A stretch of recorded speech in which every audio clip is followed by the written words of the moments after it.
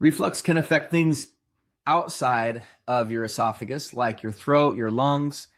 I even know patients who come to me and they say that their dentist referred them because they notice their enamel looks different, and they're saying, well, you need to go see somebody about that reflux because of the way it's affecting your teeth.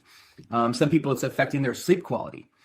Some people come to me because they're coughing for months.